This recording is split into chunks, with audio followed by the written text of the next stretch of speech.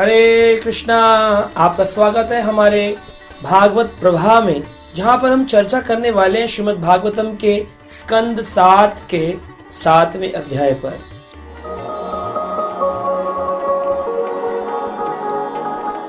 तो बड़ा अद्भुत प्रसंग चल रहा है हिरण्यकश्यप के घर में पुत्र प्रहलाद के जन्म के बारे में। तो इस अध्याय के अंदर हम देखते हैं कि प्रहलाद ने अपनी माता के गर्भ में क्या शिक्षाएं प्राप्त करी। देखिए, प्रहलाद महाराज एक ऐसी जीवात्मा थे जो अपनी माँ के गर्भ में ही उनके गुरुदेव नारद मुनि से संपूर्ण ज्ञान प्राप्त किए। प्रहलाद शब्द का अर्थ है हमारे जो आत्मा है उसके 3 भाग हम कर सकते हैं, सत, चित और आनंद। वैसे कोई भाग नहीं है, उस आत्मा सच्चिदानंद ही होती है, लेकिन उसको समझने के लिए सत यानी कि जो सदा सदा विराजमान रहती है, चित यानी कि जिसमें संपूर्ण ज्ञान समाविष्ट होता है, और आनंद यानी कि वो सदा आनंद में रहती है। अब वो आनंद अगर सदा वर्तमान काल से लेकर के भविष्य तक हमेशा विराजमान रहे और वह कॉन्टिन्यूसली रहे, यानी कि उसमें कुछ ब्रेक्स ना है। प्रकृष्ट रूपेण हलाद इति प्रहलाद, प्रहलाद यानी हमेशा वो आनंद में रहे, रंच मात्र भी अचल उसकी जो भाव है उसमें कुछ भी विघ्न ना आए, ऐसे व्यक्ति को हम कह सकते हैं प्रहलाद, जो सदा आनंद में रहता है। प्रहलाद महाराज बड़े छोटे से बालक अपनी माँ की गर्भ में थे, तब उनको असुर लोग ले जाकर के मारना चाह रहे थे, और उधर इंद्र ने आक्रमण कर दिया था कि इसके गर्भ में जो बच्चा पल रहा है उसको हम मारना चाहते हैं। इधर असुर हिरण्यकश्यप जब चला गया तपस्या को, तो उसके परिवार के लोग भी उनके साथ बुरा बर्ताव कर रहे थे। उधर इंद्र भी, देवता भी उनके गर्भ को नष्ट करना चाह रहे थे। परंतु उसी काल में नारद मुनि आए, और नारद मुनि ने आकर के उसकी गर्भ की रक्षा करी। कयादु को अपने आश्रम में ले गए और वहां पर बैठकर श्रीमद् भागवत कथा का पाठ सिखाया। अब प्रहलाद जीवात्मा गर्भ में ही अपने कान के माध्यम से अपनी माँ के गर्भ में संपूर्ण ज्ञान को प्राप्त किए, और उनका इतना अटल विश्वास हो गया भगवान की भक्ति पर। क्या कहते हैं 7वें स्कंद के 7वें अध्याय के 17 नंबर श्लोक में बड़ा सुंदर रूप से यहाँ पर वर्णन कर रहे हैं प्रहलाद महाराज। क्या कहते हैं, भवतामपि भूयामे यदि श्रद्धायते वचः वैसारादि श्रद्धात् स्त्री बलानाम च मे यतः।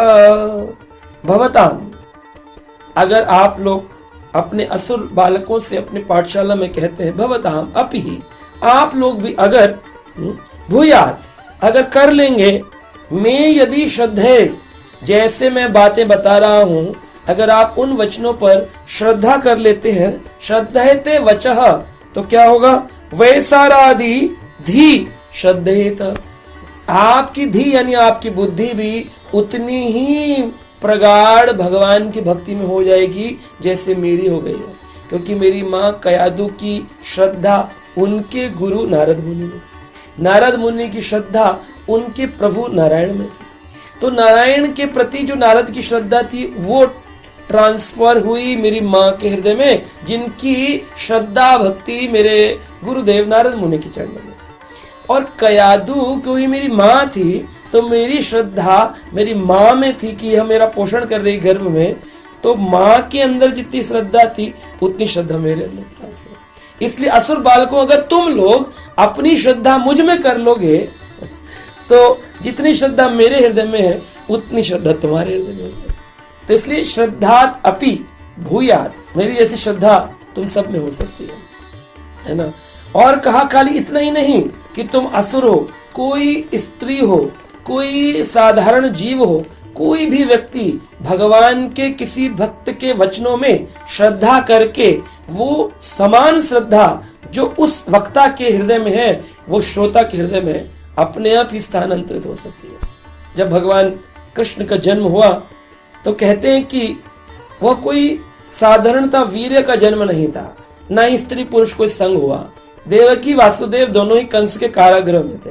वहां पर जो देवकी माता है उनकी श्रद्धा अपने पति वासुदेव में, क्योंकि अभी उन्होंने कंस से उनकी रक्षा कर ली है, तो कंस से रक्षा कर ली है वसुदेव जी ने। इसी कारण से देवकी माता जो है अपनी श्रद्धा अपने पति वासुदेव जी पे।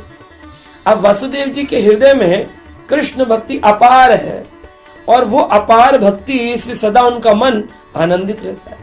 और उन्होंने जब अपनी पत्नी को प्रवचन दिए तो जो उनके मन के विचार थे, पहले तो उनके जो हृदय के विचार थे वो उनके मन में आए, और फिर उन्होंने उन मन के विचारों को अपनी पत्नी देवकी को सुनाया। तो देवकी का मन, कहते ना, मेरा मन आपकी कथा सुन के बड़ा आनंद हो गया है, मन परिवर्तित हुआ। वो मन परिवर्तित होने से धीरे धीरे उनका हृदय परिवर्तित हुआ, और वो हृदय में जो कृष्ण भक्ति वसुदेव के में थी वो मन में गई, मन से इनके मन में, इनके मन से इनके हृदय में गई, और इनके हृदय से इनके गर्भ में कृष्ण अवतरण ले लिए। तो इस तरह से हम देख सकते हैं कि जितनी श्रद्धा वक्ता के प्रति श्रोता की होती है, उतनी ही प्रतिशत में श्रोता भी भक्ति को प्राप्त कर सकता है। साधारणतः समाज में श्रोता के प्रति वह शरणागति नहीं होती है। आप देखिए, भगवत गीता का ज्ञान एक ही काल में 3 लोगों के द्वारा श्रवण किया गया। धृतराष्ट्र संजय से सुन रहे थे, संजय वेदव्यास की कृपा से भगवत गीता सुन रहे थे, और अर्जुन भगवान कृष्ण से सुन रहे थे। तो 3 श्रोता थे और एक वक्ता कृष्ण थे। कृष्ण बोल रहे थे, अर्जुन सुन रहे थे। लेकिन जो अर्जुन थे उनकी श्रद्धा, शिष्यस्तम शादिमाम त्वम प्रपन्नम, भगवान कृष्ण के प्रति उनकी प्रगाढ़ अगाध श्रद्धा थी। और ऐसी श्रद्धा होने के कारण संपूर्ण वैदिक इतिहास व भक्ति का ज्ञान जो भगवान कृष्ण देना चाहते थे वो उनके मुखारविंद से, अर्जुन के कर्ण रंध्रों से होता हुआ उनके हृदय के अंदर समाविष्ट हो गया। लेकिन जो संजय सुन रहे थे, वो क्यों सुन रहे थे? तो वो सुन रहे थे क्योंकि मैं धृतराष्ट्र का सेवक हूं और मेरा कर्तव्य है कि मुझे वह ज्ञान जो भगवान कृष्ण दे रहे हैं वो अपने राजा धृतराष्ट्र को सुनाना है। तो अर्जुन सुन रहे थे परिवर्तन के लिए, संजय सुन रहे थे वर्णन के लिए, और जो धृतराष्ट्र थे वह संजय के मुख से सुन रहे थे यह जानने के लिए, निर्णय के लिए कि मेरे और पांडु के पुत्रों ने अब क्या किया, कौन जीता कौन हारा। तो वही भगवत गीता का एक ज्ञान और कृष्ण जब बताए तो अर्जुन परिवर्तन के लिए श्रवण किए तो भक्त हो गए। वही भगवत गीता का ज्ञान संजय श्रवण किए बताने के लिए, तो वर्णन के लिए तो केवल इंफॉर्मेटिव नॉलेज ले पाए, वह गीता का वैदिक ज्ञान उनको प्राप्त हुआ, लेकिन परिवर्तन नहीं हुआ। वह धृतराष्ट्र की सेवा करते रहे, जबकि संजय जो है वो वेद व्यास जी के शिष्य भी थे। और इधर भगवत गीता का ज्ञान जब धृतराष्ट्र लिए तो वो निर्णय के लिए लिए कि कौन सही कौन गलत। तो वो एक लेवल तक स्थित थे, वह दूसरे थे, और अर्जुन सबसे सुप्रीम लेवल पे थे। तो आपकी श्रद्धा कितनी, यहाँ पर प्रहलाद महाराज कह रहे हैं, मैंने गर्भ में ही अपनी माँ के प्रति इतनी श्रद्धा करी कि वो संपूर्ण वैदिक ज्ञान जो नारद जी देना चाहते थे मेरी माँ को, वो मेरे हृदय में आ गया। इसलिए असुर बालकों, तुम अगर अपनी श्रद्धा भूयेतः अपि श्रद्धेतः, अगर श्रद्धा मुझ में कर लोगे तो तुमको वैसा ही भक्ति की दृढ़ता मिलेगी जो मेरे हृदय के अंदर। तो गर्भ जो होता है वो भी एक विद्यालय है, वहां पर भी विद्या ली जा सकती है। संसारी लोग अपने संतानों को जन्म देने से पहले न जाने क्या क्या टीवी पिक्चर देखते हैं, और वही फिर उनकी संतान में आता है। तो वैदिक काल में गर्भाधान संस्कार हुआ करता था कि गर्भाधान में विचार करते थे स्त्री पुरुष कि हमारी जो संतान है वो भक्त होनी चाहिए, तो वैसा प्रयास करते थे।